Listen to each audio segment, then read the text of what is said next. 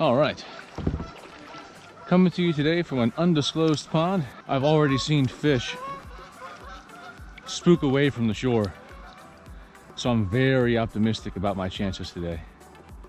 And I actually got the tip off about this place from a friend on Fish Brain, and I got a feeling I'm gonna be giving him a big thank you. We'll see how it goes though. But primary species I'm targeting today is going to be crappie.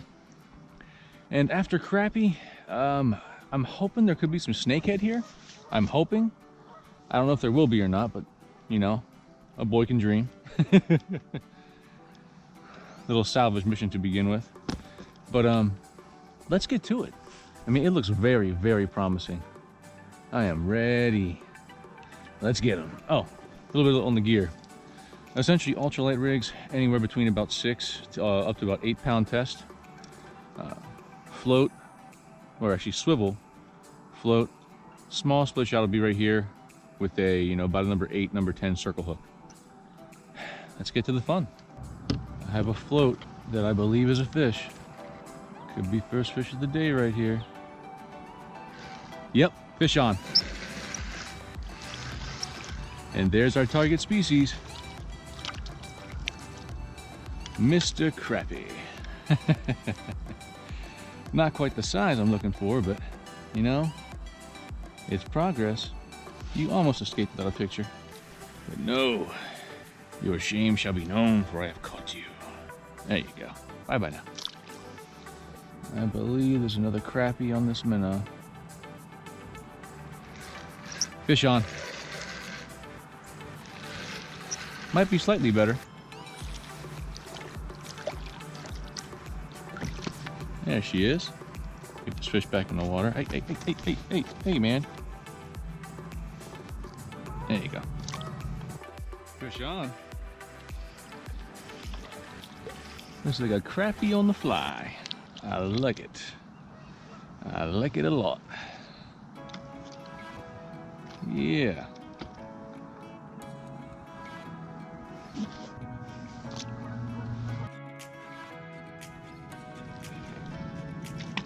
Fish on.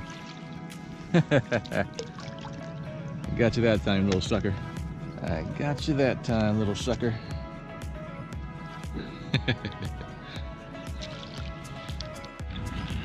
Float down. What in the world is that? Oh, a warmouth. Didn't expect to see you today.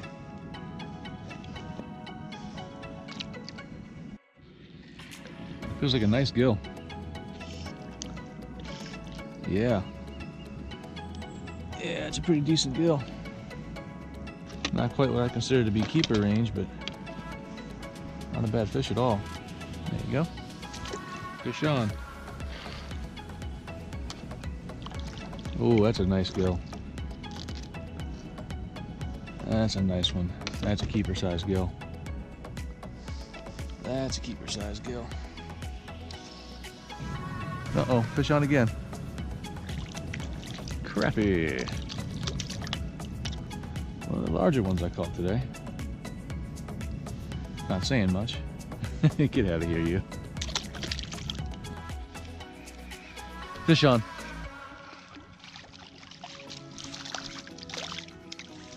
Crappie. This is the liveliest crappie I caught yet, that's for sure. The rest of the crappie I've caught have been pretty docile. Lethargic. Pretty close. I guess I'll let you go though. Yeah, there you go.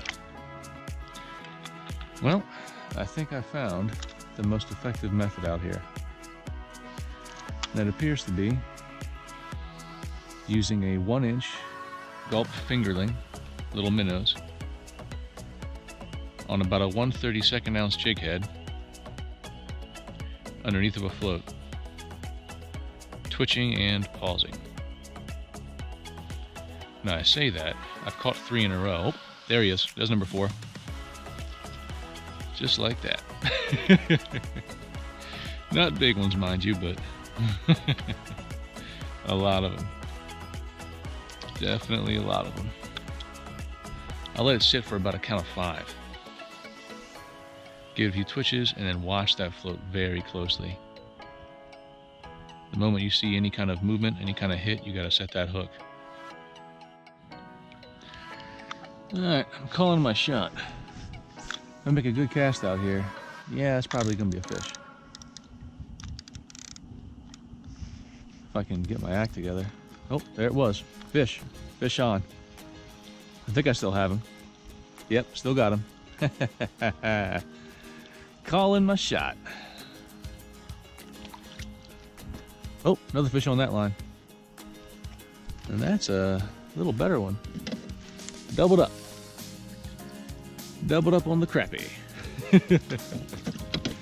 Just little guys, but man, boy do I love these fish. Without a doubt, one of my favorite fish to catch.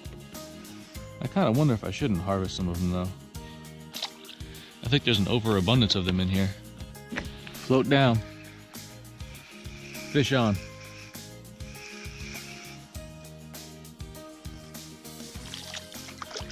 Crappie. You know, I'm going to keep some of these and see if I can promote some growth of larger crappie in here. I think they're overpopulated. I think they're a little bit overpopulated. Another fish on. That's probably the fish of the day. Well, it doesn't say a whole lot, but that's definitely the fish of the day. But I guess they're getting bigger. Fish on. Another crappie.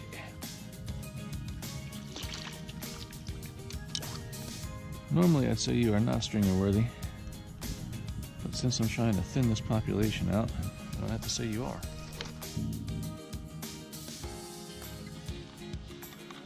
Gotcha. Oh, another float's down too. Alright, let's get this crappie in the boat. Oh no. No, no, no, no, no, no, no. That's exactly the line that has the float down. There. Almost have there. That crappie's free. Yeah, you gotta watch for the tiniest little twitches on that bobber. You just don't know. Any twitch at all is probably a fish. Float down. Got you that time. Got you that time, crappie. I got you that time, Mr. Crappie. Oh yeah. That's definitely going on the stringer. Float down. Fish on. Fish on.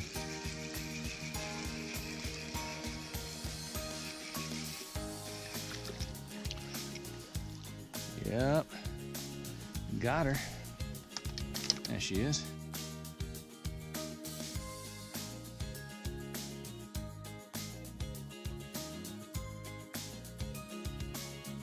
Hey everybody, here's the gear recap that I've been promising for this crappie video. And again, I can't give away the location because this location was confided in me by a friend who specifically asked that I not spot burn it. So, the most description you get is that it's a Patuxent River chain area. I can't give you any more than that. They got sufficiently vague, but if you check out things like my How to Fish Maryland video, you could probably find the tools to find it or very many places similar to it. Alright, so let's get to the rig. For this kind of fishing, for this kind of micro fishing, probably goes without saying, when I'm fishing in light or an ultralight rig, that goes for the reel and the rod. Now for fishing line on that particular rig, I prefer Sunline Sniper as my go-to line, but I use some others like Berkley Trilene, a few others like that. But as far as the pound test goes, I usually run with either 4 or 6 pound test.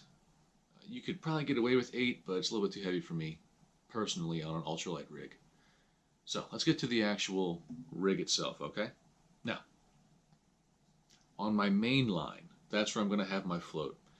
This is a regular cork bobber, 2 hooks at either end, or 1 hook at either end, and it's spring loaded to keep it under tension so it doesn't slip along the line.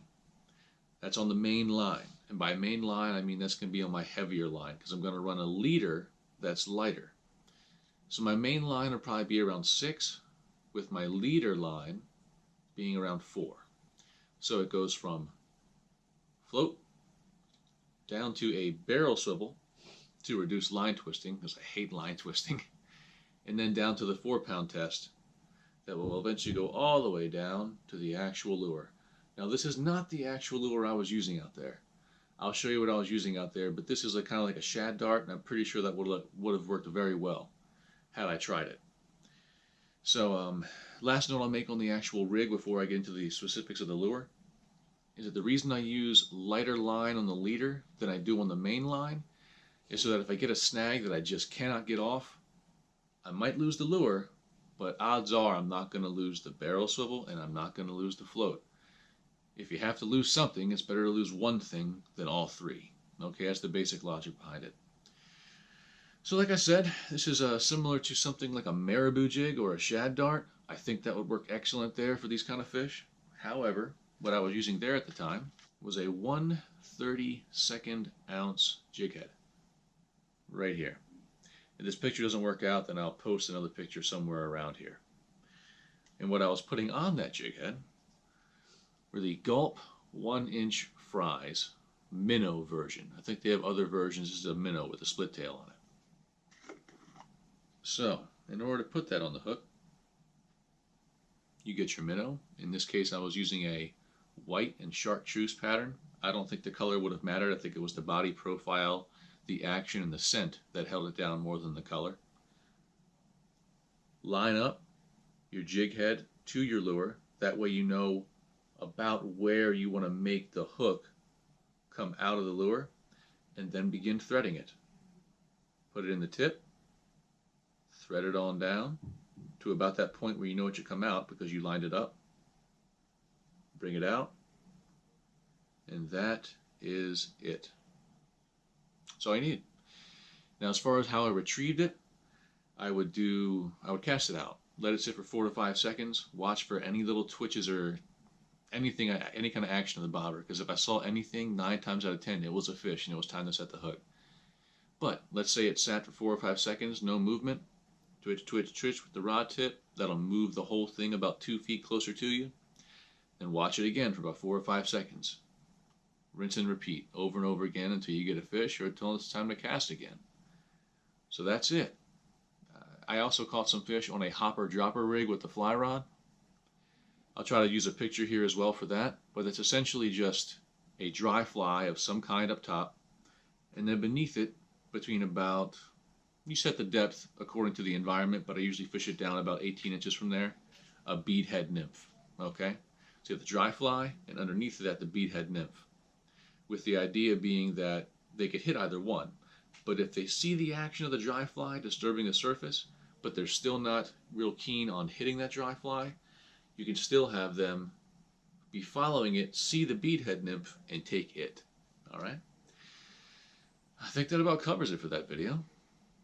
Yeah, if you have any questions or comments, let me know. Thanks for watching. Have a good one.